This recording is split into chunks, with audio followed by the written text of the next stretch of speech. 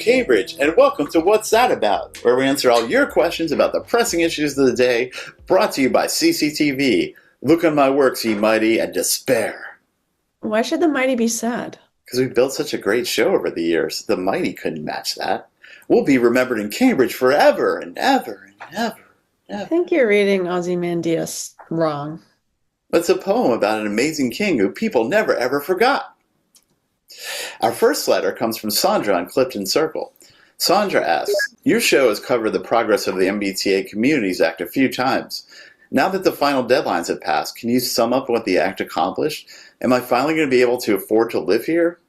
Oh, Sandra, you poor kids are never going to be able to get a place here. But I'll rent you the condo my great-grandpappy bought with bootlegging money for cheap.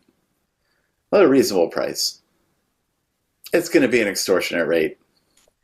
You know, Sandra does ask a good question, even if she can't afford your ridiculous rent.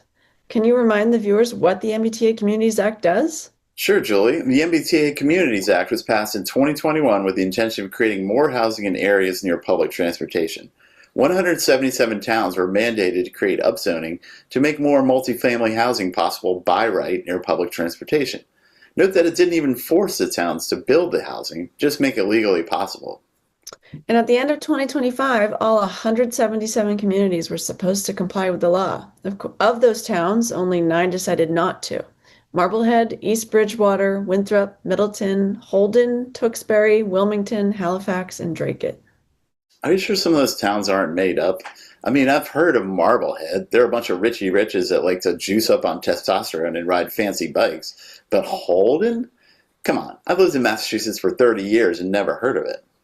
I assure you they're not made up, Max. In fact, on January 29th, Attorney General Andrea Campbell sued those towns for not being in compliance. One other town, Freetown, got in just under the wire with one voter complaining about being pressured by the state to vote yes on upzoning. Well, duh, that's the point, Freetownians, if you're even real. The state passed a law to spur new housing because there's no way people like you Freetownians were going to do it on their own because too many NIMBYs care more about your town's alleged character, read property values, than having an opportunity for your kids to buy a place in the same town where they grew up. The towns being sued by the state feel differently, of course, saying everything from it's very divisive to trying to claim they're not really close to public transportation, like Milton attempted and failed to argue last year in front of the courts. Wah, wah, wah. The fact is we need more housing everywhere, and you Marblehead jamokes keep putting more energy into fighting this meager mandate than actually trying to come up with an alternative solution. Anyway, Julie, has the act been effective? Is more housing actually being built? Well, according to a study reported on by GBH, since the act was passed in 2021, about 7,000 homes in 34 different towns are now in the permitting stage. Most wouldn't have begun without the act, according to Amy Dane of Boston Indicators, who performed the study. The planned homes are also in areas with good access to public transportation, and the homes are not allowed to prohibit families with kids, which apparently is common in other areas. Sheesh.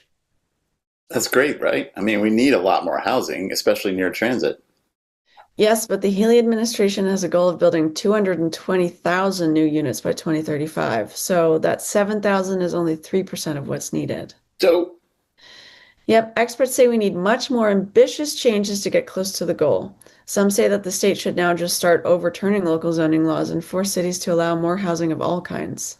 The Healy administration has been taking a few other steps to make it easier to build more housing, though, like speeding up environmental review processes and allowing single-stair buildings for multi-story housing.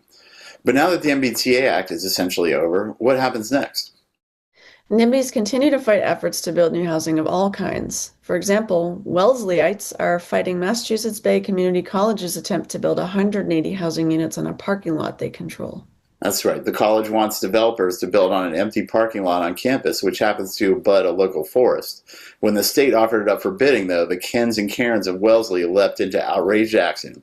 They even claim that the state secretly wants to raise a forest and build skyscrapers of pores on land inhabited by beautiful raccoons and charismatic squirrels. Did they literally say skyscrapers of pores?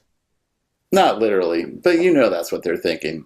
Even after the state reiterated they would not touch the forest, the NIMBYs say they are still worried about added traffic, an impact on schools, or that the housing would be out of character with the neighborhood. The town manager put it like this: when people buy into a town, there is an implied contract that the feel of the town won't change. Therefore, when the state decides they're going to upset the rules, people get upset. So people who moved to Wellesley in the past think that they can just slam the door behind them and prevent anyone else from moving in? Yep, that's the mentality. Is part of the reason why the median single-family house in Wellesley is now $2.2 million. In reality, NIMBYs want to make sure nothing happens to their golden goose of a property. And they must hate their kids, too. Apparently, they prefer that they move to Ohio or Mississippi than build more housing for them. Who's going to take care of them when they get old? I guess they have to sell their $2.2 million shack to get into a retirement home that their kids can never visit because they'll be stuck in the work camps of Mississippi. Oh well, eventually they and their kids will be dead, so nothing matters anyways. That's right, Julie. Nothing matters, and we're all going to die sooner or later. Until next week. I'll see you first.